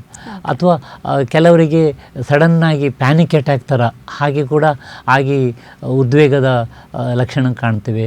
ಕೆಲವರಿಗೆ ಕೆಲವೊಂದು ಪರಿಸ್ಥಿತಿಯಲ್ಲಿ, ಉದಾಹರಣೆಗೆ ಈ ಲಿಫ್ಟಲ್ಲಿ ಹೋಗೋದು ಅಂತ ಹೇಳಿದರೆ ಕೆಲವರಿಗೆ ಅದನ್ನು ಎಣಿಸ್ಲಿಕ್ಕೆ ಆಗೋದಿಲ್ಲ. ಅಯ್ಯೋ, ನಾನು ಲಿಫ್ಟ್ ಒಳಗಿದ್ದ ಕೂಡಲೇ ನನಗೆ ಉಸಿರಾಡಲಿಕ್ಕೆ ಆಗ್ತದೇ ಇಲ್ವೋ ಅನ್ನೋಂಥ ಒಂದು ಹೆದರಿಕೆ, ಕ್ಲಾಸ್ಟ್ರೋಫೋಬಿಯಾ ಅಂತವೆ. ಅವನು ಎಷ್ಟೇ ಸಿರಿವಂತ ಇರ್ಬೋದು, ಕೆಲವರು ಕ್ಲಾಸ್ಟ್ರೋಫೋಬಿಯಾ ಇದ್ದವರು ಫ್ಲೈಟಲ್ಲಿ ಹೋಗಲಿಕ್ಕೆ ಆಗೋದಿಲ್ಲ. ಯಾಕಂತೇಳಿ ಕ್ಲೋಸ್ ಸ್ಪೇಸ್ ಅಂತ ಕೂಡಲೇ ಅವರಿಗೆ ಹೆದರಿಕೆ, ಅದನ್ನು ಎಣಿಸಿಯೇ ಹೆದರಿಕೆ ಸ್ಟಾರ್ಟ್ ಆಗ್ತದೆ. ಆದ್ದರಿಂದ ಈ ಉದ್ವೇಗ ಅನ್ನುವಂಥದ್ದು ಬೇರೆ ಬೇರೆ ರೀತಿಯಲ್ಲಿ ಪ್ರಕಟ ಆಗ್ಬೋದು. ಅದೇ ಡಿಪ್ರೆಷನ್ ಅನ್ನುವಂಥದ್ದು ಖಿನ್ನತೆ. ಆ ಖಿನ್ನತೆ ಅಂತ ಹೇಳಿದರೆ ಅದು ಅವರಿಗೆ ನೆಗೆಟಿವ್ ಥಾಟ್ಸ್ ಬರುವಂಥದ್ದು, ನಾನೇನು ಪ್ರಯೋಜನ ಇಲ್ಲ, ಉಪಯೋಗ ಇಲ್ಲ, ನನ್ನಿಂದ ಏನು ಮುಂದೆ ಭವಿಷ್ಯ ಇಲ್ಲ.